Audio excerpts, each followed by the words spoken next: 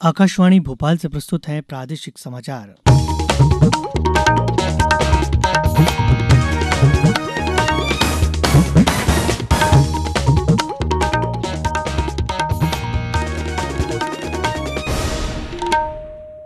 नमस्कार, समाचारों के साथ मैं रत्नेश सोनी। सबसे पहले मुख्य समाचार। 17वां प्रवासी भारतीय दिवस सम्मेलन मध्य प्रदेश सरकार के साथ साझेदारी में कल से 10 जनवरी तक इंदौर में आयोजित किया जा रहा है। मुख्यमंत्री शिवराज सिंह चौहान आज खेलो इंडिया यूथ गेम्स 2022 के शुभंकर, टॉर्च और एंथम का अनावरण करेंगे। प्रदेश की युवा नीति अगले महीने जारी होगी और आज से धार में मांडू उत्सव, इंदौर में हृदय दृश्यम लोक कला उत्सव शुरू होंगे। अब समाचार विस्तार से। 17वां प्रवासी भारतीय दिवस सम्मेलन मध्य प्रदेश सरकार के साथ साझेदारी में कल से 10 जनवरी तक इंदौर में आयोजित किया जा रहा है।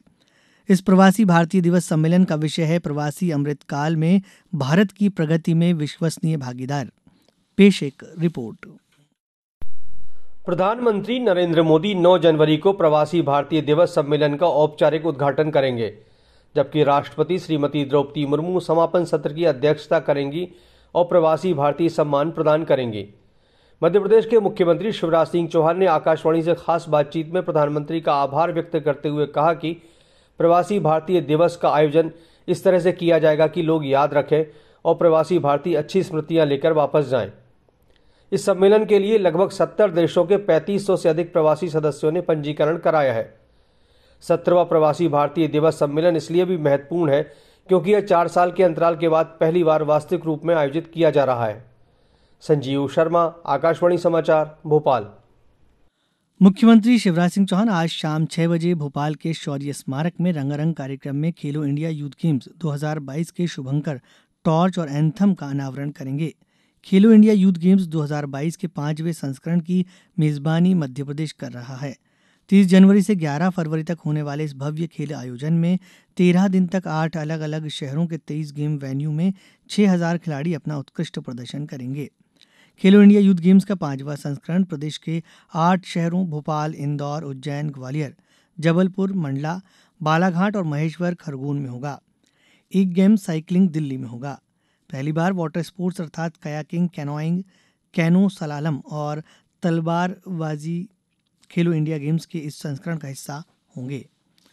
मध्य क्षेत्र विद्युत वितरण कंपनी ने बिजली चोरी की रोकथाम के लिए इनाम योजना घोषित की है। अवैध उपयोग की सूचना देने पर निर्धारित शर्तों के अधीन पुरस्कार देने का प्रावधान है। सूचना के आधार पर राशि वसूली होने पर सफल सूचनाकर्ता को 10% राशि का भुगतान किया जाएगा। बिजली के अवैध उपयोग चोरी के संबंध में मध्य क्षेत्र विद्युत वितरण कंपनी द्वारा कंपनी मुख्यालय एवं क्षेत्रीय मुख्यालयों के अलावा क्षेत्रीय महाप्रबंधकों को भी लिखित अथवा दूरभाष पर सूचना दी जा सकती है। सूचनाकर्ता की जानकारी गोपनीय रखने की जिम्मेदारी संबंधित अधिकारी की रहेगी। प्रकरण बनाने एवं राशि वसूली करने वाले विभागीय अधिकारियों एवं कर्मचारियों को भी 2.5% राशि प्रोत्साहन के रूप में दी जाएगी। कंपनी मुख्यालय में इस योजना के क्रियान्वयन के लिए विजिलेंस सेल गठित किया गया है। इस विजिलेंस सेल को भी सूचना भेजी जा सकती है।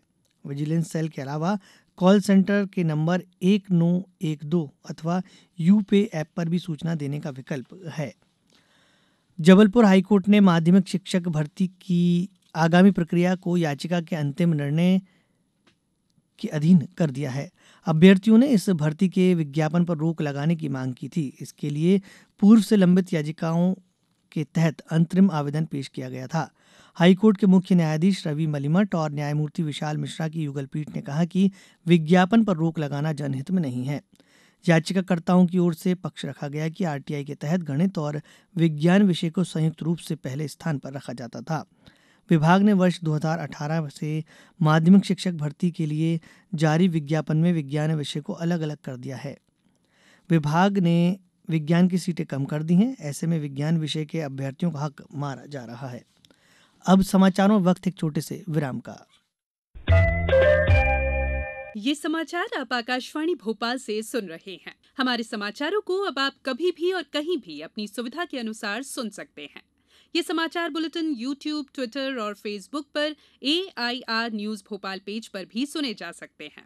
इसके अलावा आप हमारी वेबसाइट newsonair.nic.in पर अथवा AIR न्यूज ऐप पर भी समाचार सुन सकते हैं। समाचारों में एक बार फिर आपका स्वागत है। प्रदेश की युवा नीति अगले महीने जारी होगी। ये नीति इस माह घोषित होनी थी। प्रदेश की युवा नीति के निर्माण में भी स्टार्टअप से जुड़े सफल युवाओं सहित अन्य युवाओं से प्राप्त सुझावों को आधार बनाया जाएगा। मुख्यमंत्री शिवराज सिंह चौहान ने कहा है कि नीति को अंतिम रूप देने के पहले महत्वपूर्ण सुझावों को शामिल किया जाएगा।